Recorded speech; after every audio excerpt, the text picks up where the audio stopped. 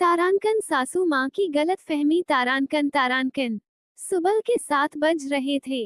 रसोई में उमा देवी चाय बना रही थी। उमा देवी की उम्र 65 साल की हो चुकी थी। अक्सर घुटनों और कमर दर्द से वे परेशान रहती थी, लेकिन इस उम्र में भी वे घर की जिम्मेदारियों से पीछे नहीं हटती थी।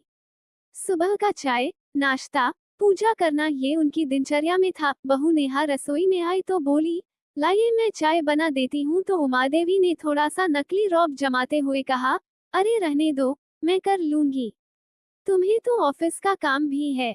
नेहा मुस्कुरा दी, आप कर लीजिए, पर पहले एक बात बोलूं, क्या आपको रोज जो कमर दर्द और घुटनों में दर्द रहता है ना, उसके लिए योगासन क्लास शुरू हुई है, बस हमारे घर के सामने वाली बिल्डिंग में। मैं फॉर्म ले आई हूँ, आप जाओगी? उमा देवी का चेहरा ऐसे बिगड़ गया जैसे किसी चाय में चीनी की जगह नमक डाल दिया हो। मुझे योगासन? अरे छोड़ो, ये सब जवान लोग करते हैं, मैं क्या उल्टे सीधे आसन करूंगी?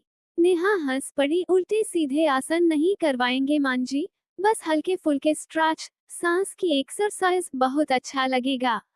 पर उमा देवी के मन में कुछ और ही चल रहा था।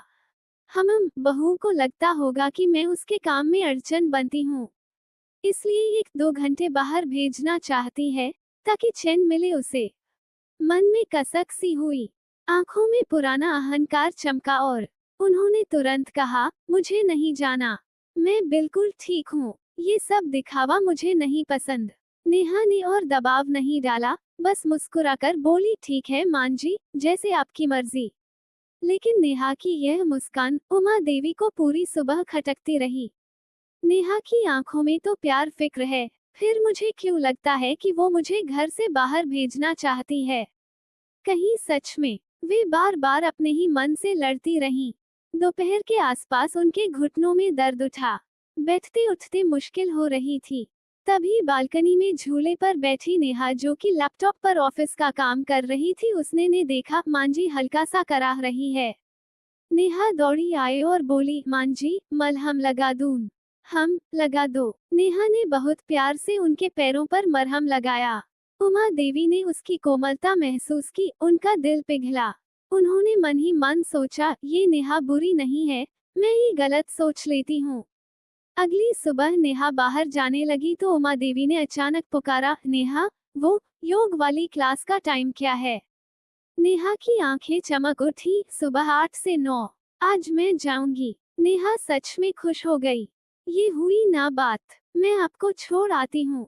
उमा देवी ने मना किया, अरे नहीं, मैं खुद चली जाऊंगी, मेरी टांगे टूटेंगी नहीं। दोनों खिलखिला दी। उमा देवी योगा सेंटर पहुंची।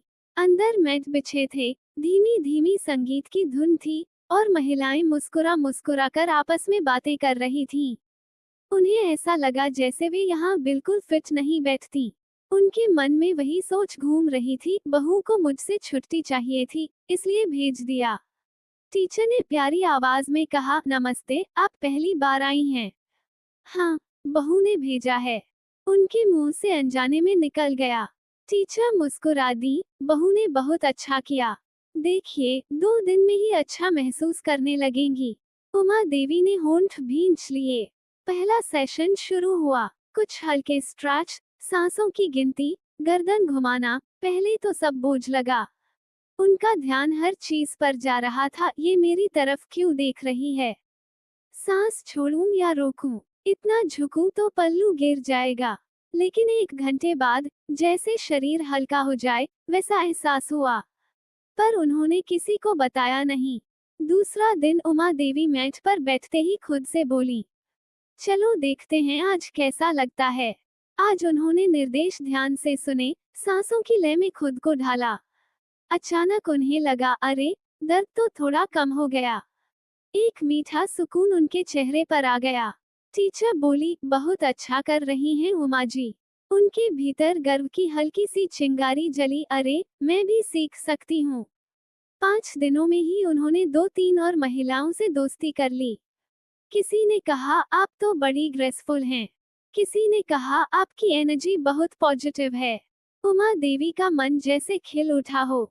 घर लौटते ही उन्होंने नेहा से कहा, नेहा, आज हमने अनुलोम विलोम किया, कितना मजा आया। नेहा गर्व से मुस्कुराई, मैं जानती थी आपको अच्छा लगेगा मां जी। उमा देवी ने मन ही मन सोचा, ये बहू सच में मेरा भला चाहती थी। कुछ दिन बाद अब तो हाल ये था कि सुबह होते ही उमा देवी तैयार होकर मैट उठाती और फट से निकल जाती। घुटनों का दर्द काफी कम हो गया था। नींद अच्छी आने लगी थी। मिजाज भी पहले से शांत। वो पूरे दिन फुर्ती में रहती। नेहा दूर से देखती और खुश होती। एक दिन क्लास खत्म होने के बाद टीचर ने कहा, उमा जी, आप बहुत जल्दी सीख रही हैं। अगर चाहें तो अगले महीने एडवांस योग में भी आ सकती हैं। उमा देवी ने हंसते हुए कहा, अभी मैं बेसिक में ही मजे कर रही हूँ, एडवांस बाद में। एक दिन शाम उमा देवी ने नेहा से कहा, बहुत दिन से एक बात मन में थी, आज कहूंगी। नेहा मुस्कुराई, कहिए मां जी। उमा देवी की आंखें नम हो गईं। शुरू में सोचा था तुम मुझे योगा भेज रही हो ताकि मैं तुमसे दूर रहूं। लगा तुम मुझसे छुटकारा चाहती हो। पर आज समझ आया तुम मेरी बहुत चिंता करती हो। तुमने मेरी जिंदगी में सांसों का सुकून वापस ला दिया, नेहा। Thank you. नेहा भावुक होकर उनके गले लग गई। मां जी, आप तो बस खुश रहिए, आपका दर्द कम हो, बस यही चाहती थी। उमा देवी ने उसके सिर पर हाथ फेरा। अब समझ आ गया बेटा, बहू बेटी जैसी नहीं, बल्कि बेटी से भी बढ़कर होती है, अगर दिल खोलकर अपनाओ तो। उस रात उमा देवी ने मन में तय किया, कल से मैं नेहा को भी योगा ले चलूंगी, उसे भी थोड़ी शांति मिलेगी। और सच में अगले ही दिन उन्होंने कहा, नेहा, आज मेरे साथ चलोगी। नेहा हंस पड़ी, मां जी, जरूर, दोनों ठहाका मारकर हंस पड़ी। घर में जैसे एक नई ऊर्जा आ गई थी। सुकून, मुस्कान और सास बहू के रिश्ते की नई शुरुआत। यही रिश्ता है। जब सही समय पर सही ख्याल किया जाए तो दूरियां नहीं बढ़ती, दिल करीब आता है। दिल दिल